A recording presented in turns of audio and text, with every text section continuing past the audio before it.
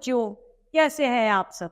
मैं आशा करती हूँ आप सभी लोग स्वस्थ और प्रसन्न होंगे। आज हम हमारा पाठ भाषा एवं व्याकरण को पढ़ेंगे। तो भाषा क्या है? भाषा हमारा बात करना भाषा है। विचारों को दूसरे इंसान तक पहुंचाना भाषा है, या फिर अपने विचारों का आदान प्रदान भाषा है। चाहे वह विचारों का आदान प्रदान हम बोलकर करें या फिर लिखकर। अगर हम अपनी बात को बोलकर किसी के आगे प्रस्तुत करते हैं तो वह मौखिक भाषा कहलाती। और इसी के साथ यदि हम अपनी बात को लिखकर दूसरे व्यक्ति के साथ पहुंचाते हैं तो वह लिखित भाषा कहलाती है।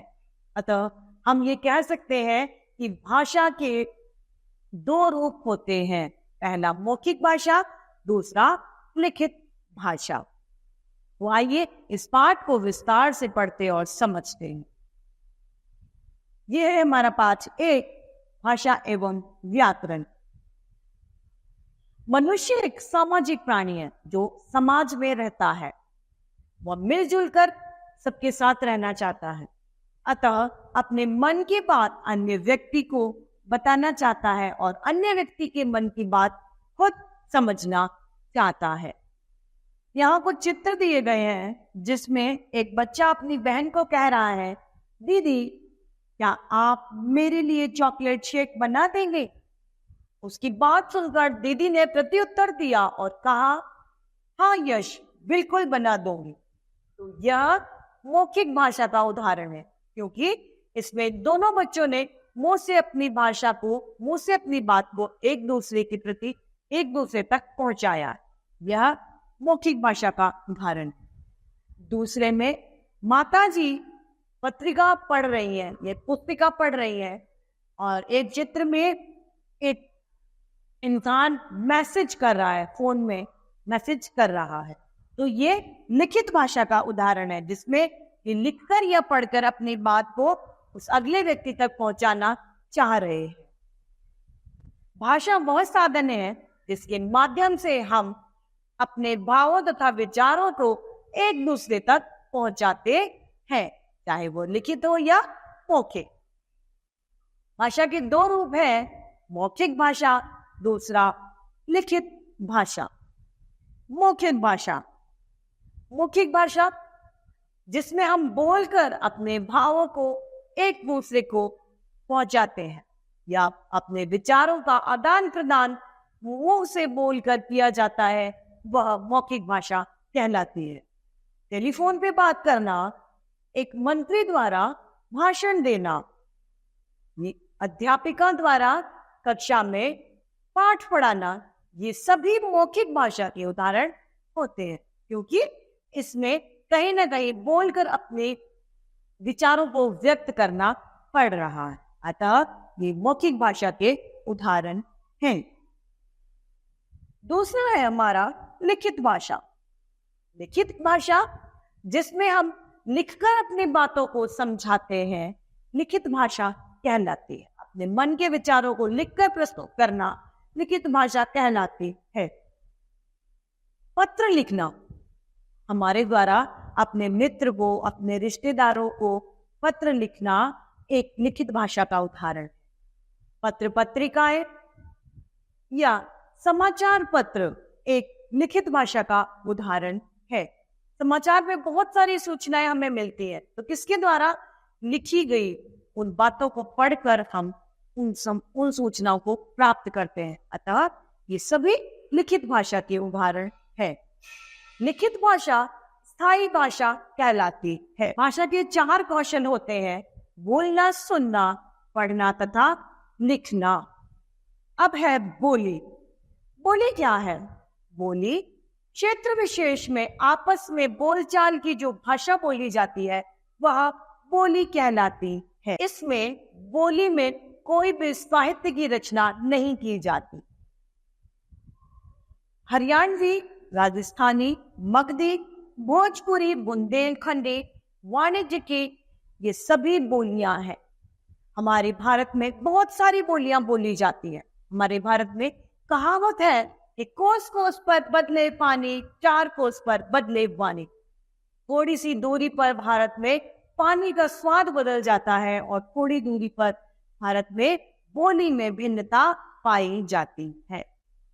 इसीलिए हमारे देश को विविधता का देश कहते हैं।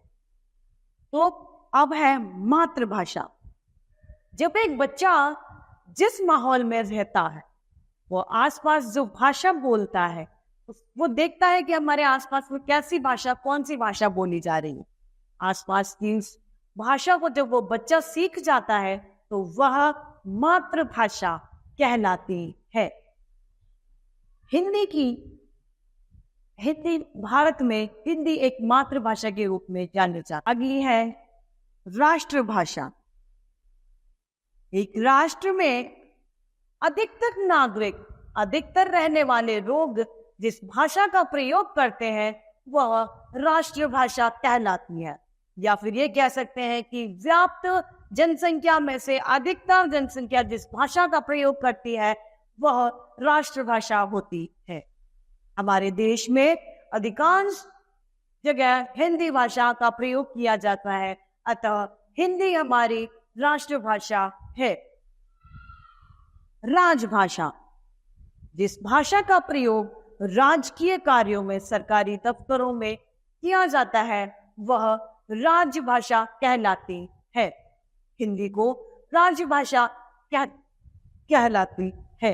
हिंदी को हम राजभाषा भी कह सकते हैं।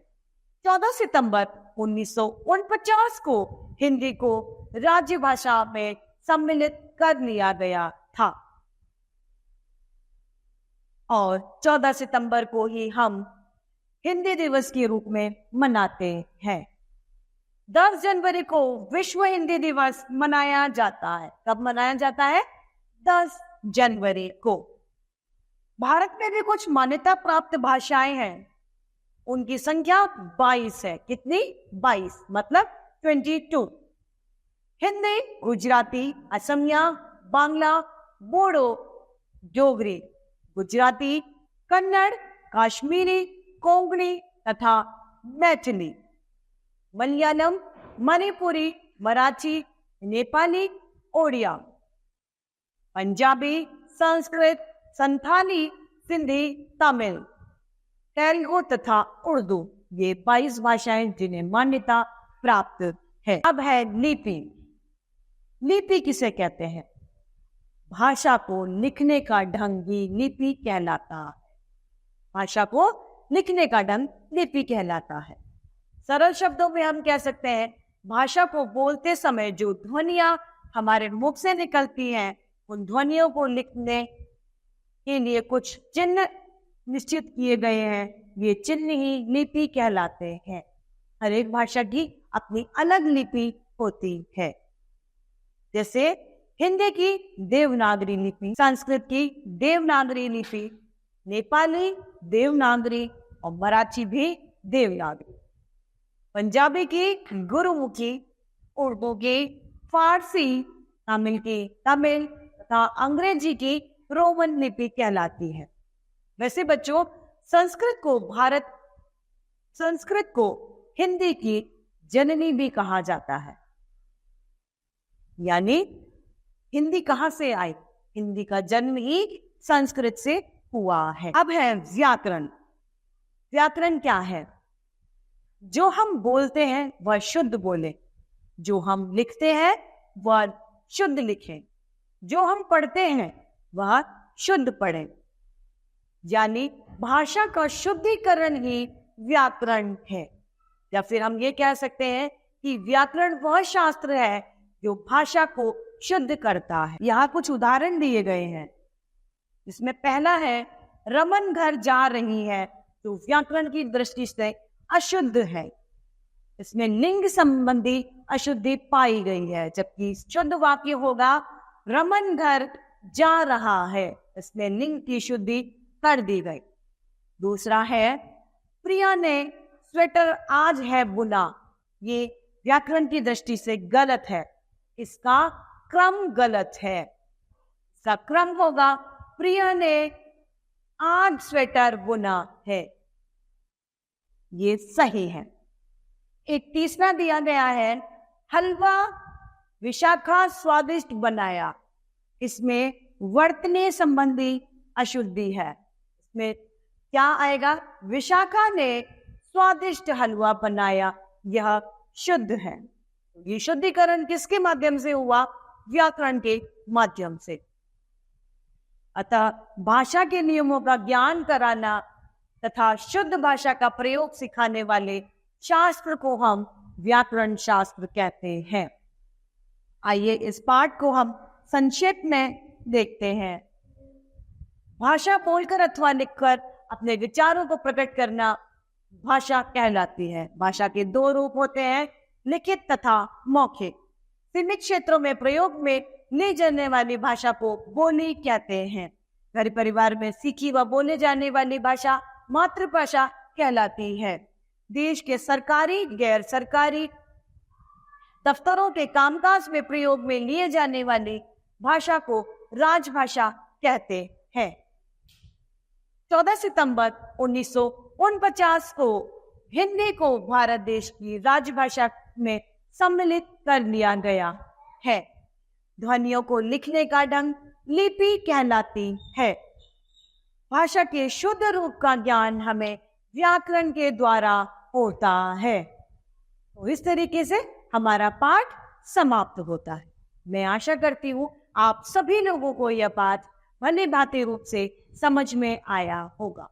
तो आज के लिए इतना ही, फिर मिलते हैं। धन्यवाद।